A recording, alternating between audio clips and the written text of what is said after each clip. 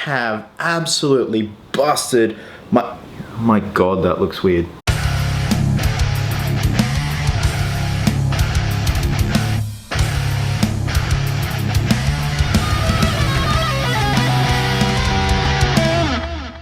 What's happening, my fellow geeks and geekettes? Welcome to a brand new episode of Cosplay Chris, and today it is an intro and an update to my Knightmare Batman bust. Now I know this guy looks like he's full scale, legs and all, but there is a base holding him up. He's literally from the waist up. So yes, the purpose of this video today is to give you guys a complete overview and update where the bust is so far. I'm gonna go through all the pieces that the bust consists of at the moment, who the artists were, who the makers were of these amazing pieces, and what my intentions are with the final look, most notably the base. Now that will be a matter of me taking the camera off the tripod and getting nice, close and personal with this big boy. Now before I do some accessories that are going to be going into the cowl. So at the moment the cowl is hollowed out. It is mounted on a casting of my life cast that has been foam filled. I've actually caved away and shaved away the front area so it's kind of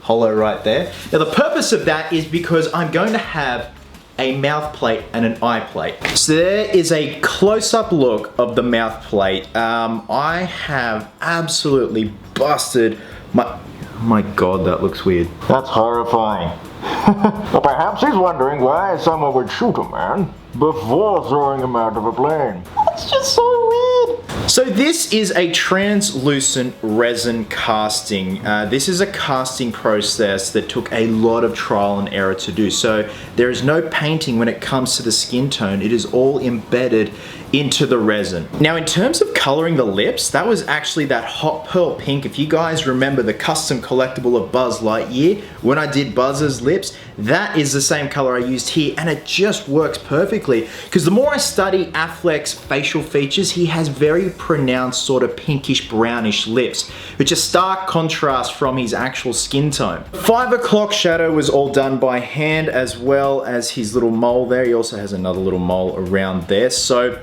I have shaved off the nose because the nose was actually digging into the cowl and pushing it out and distorting the features. Where's the eye plate? Okay, so this is the eye plate, complete with the panda eyes, minus the eyes. So at the moment, I'm tossing up just inhaled a hair. So at the moment I'm tossing up between Tech Optics or Fourth Seal Studios for the eyes. I'm leaning more towards Fourth Seal at the moment because there is a bit of custom work required with the eyes, because I didn't know this, but Ben's eyes, not only are they brown, but they also have a bit of yellow mixed in, so it is a little bit extra to get these custom eyes made. And Fourth Seal say they charge about $90 including shipping with the added yellow into the eyes, which honestly is not bad at all, because these guys make high prosthetic grade quality eyes, so it's totally worth that price tag. So there we go, this is the eye plate and this is the mouth plate. So what I'm gonna do is I'm gonna slip them in the cowl, I'm gonna take the camera off the tripod and show you guys some nice close-up detail and show you guys where I got all these pieces from. And if you noticed, I got a new scar. I upgraded from the Scar QCB, but this is just a gel shooter gun. It came from within Sydney from Armored Heaven. I did have to do some modifying to it, especially the coloring. It was pretty much all this kind of olive green. I did have to go in and spray certain parts black to match the screen used scar that Ben Affleck uses on screen. So with that being said, we are gonna pop the eye plate and the face plate in and have a nice close-up look at this big boy.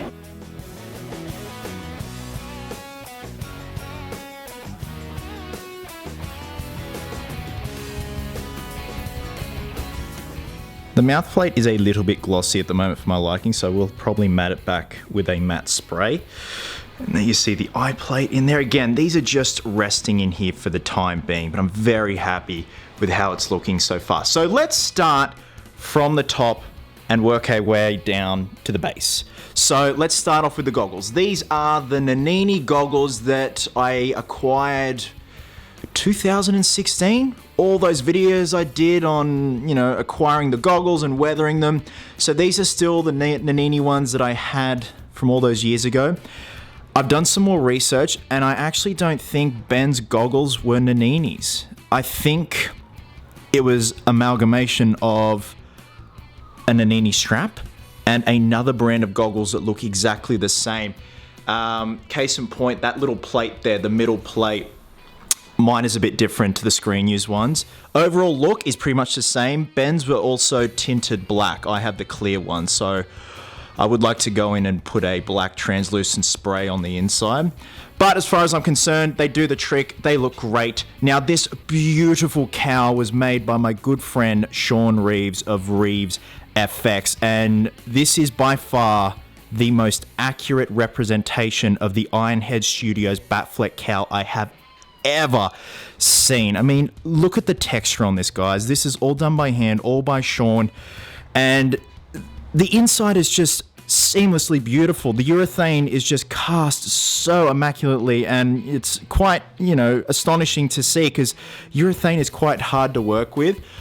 I didn't want anyone else's cowl but Sean's cowl for this, because it's all in the neck. The neck is a deal breaker for me, and he has just got that neck down pat, and the profile is just perfect, as you see right there, with that little bit of the hook nose going on. Same scarf from my original Knightmare cosplay all those years ago. Just got this from Spotlight, weathered it up. Now, the coat, the duster coat. This is an eBay job, and I'll put the seller's username in the video description.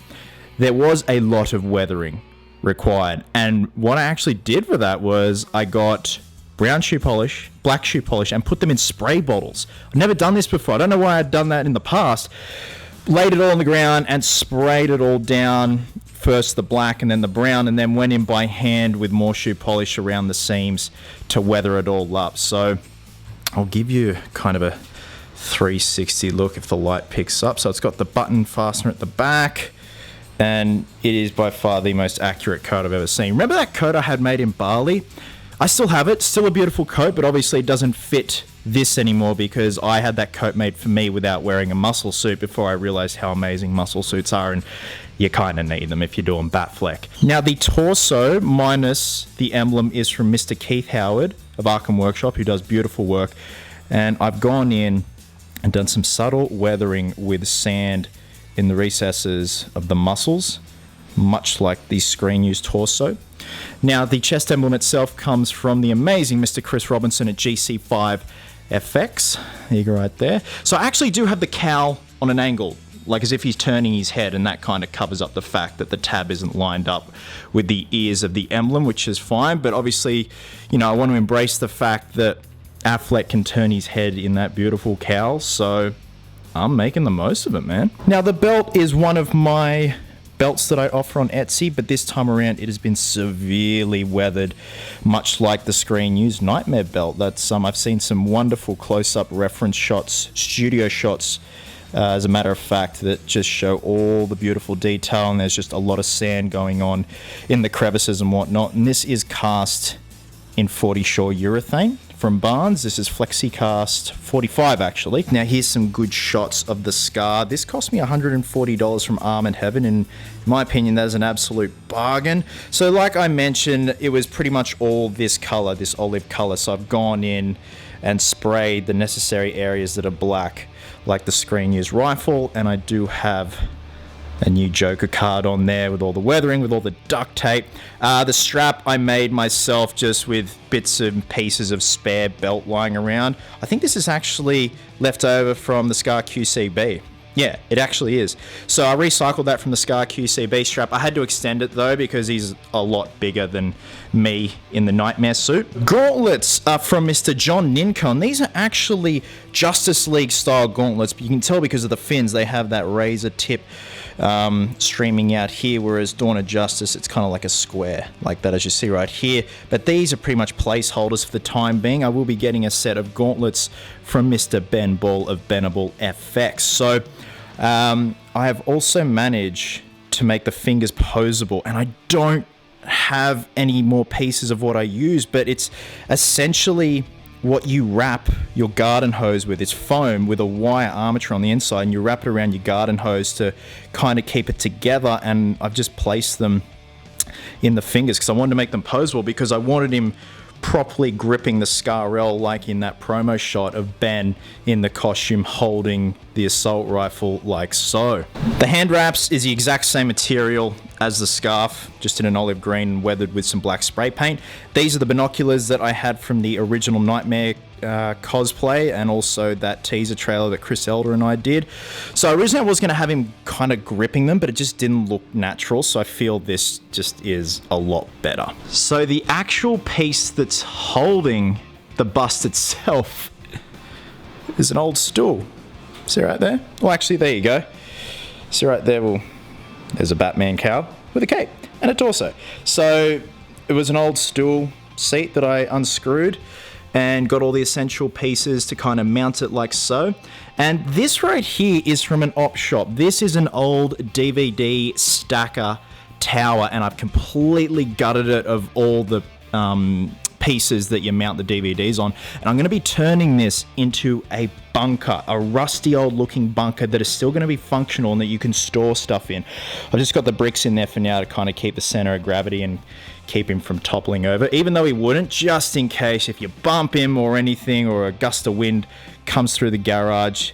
You just never know. I'm going to go for probably a rusty red or green, and I do want for the handle, you know, like a vault kind of, I don't know the proper name for it. It's just like what you turn steam pipes on and off with, and kind of have that bunker theme going on here. And that's why I decided to do just the half bust. I just feel here up is just badass, and just to have this bunker theme down here is just something very different and something that, you know, not anyone's ever done before. I just wanted to give it a crack, and I think it just make a wonderful display piece. So guys, that is pretty much it in terms of an update for this Knightmare bust. There'll be more updates to come. In fact, the next video will probably be the final reveal with the completed themed bunker base, as well as the eyes mounted in with the eye plate and the mouth plate. A massive thank you to Sean Reeves, Chris Robinson, Keith Howard, John Ninko. Gentlemen, your work is absolutely phenomenal and is just pretty much the icing on the cake